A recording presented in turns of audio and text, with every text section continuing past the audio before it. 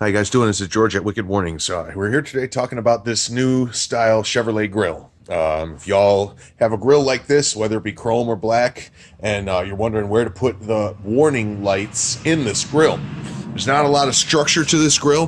There's very thin layers here, and it's different angles, so there's not a lot of stuff you can do. So what we're doing here today is we're going to be mounting our Razor LED. You can see the one on the left is mounted. The one on the right is prepared to be mounted. What I've done here is we're not going to use the included brackets. We're going to use a VHB. That's a very high bond 3M tape. I've used a promoter, the adhesion primer on the light itself. Placed the 3M tape on it. I've also put the primer on the grill itself right up in the area where I'm going to be attaching it. And there was one small crossbar in the grill that we removed. Let me zoom in and I'll show you what I mean.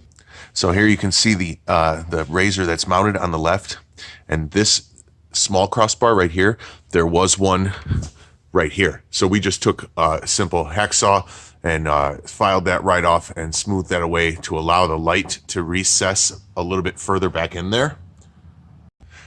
And that will give you access. The surface you're actually adhering to is right under here, this flat surface right here, because as I said, there's a lot of angles here. And if you try to go onto this part, the bottom part, it's not straight.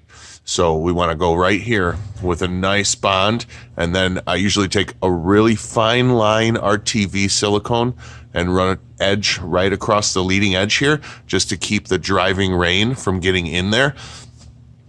So let me show you on the other side.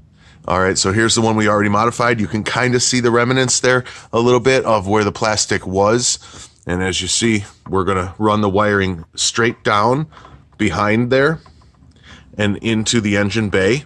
That brings it up right back here. We have plenty of room and we'll be able to run it easily into the cab of the truck. Now, when you mount these lights, the trick that I like to use is I'll fold the tape like this and just take off a portion of it.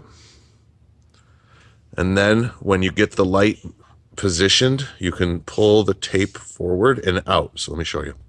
Okay, so first thing we're gonna do is work the wiring down out of the way. And as you can see, I've got that tape like that. So I'm gonna center this up. I'm gonna slide it into position. I'm pulling down on the grill here a little bit with my hand. I'm sliding it into position. I'm feeling the back edge to see and make sure that it's flush with the grill. I'm also looking up and comparing it to the light that's next to it. Actually needs to come out just a touch. And now I can remove the rest of the 3M tape. Oh, see, I almost pulled the light out. And now push the light up into position. Just like that. And we'll grab our handy dandy plastic pry bar. Give it a little extra pressure here. 3M tape is highly pressure sensitive. It's a good idea to keep some pressure on it for the count of about 90 seconds. I'm not going to bore you with that, but we like to keep something wedged in there like that for a while and give it at least a minute, and that will make the bond much better. And as I said, small bead of RTV silicone right across the leading edge here, just to keep that driving rain off of the light. And there's the finished product. Let me zoom out just a little bit. There you go.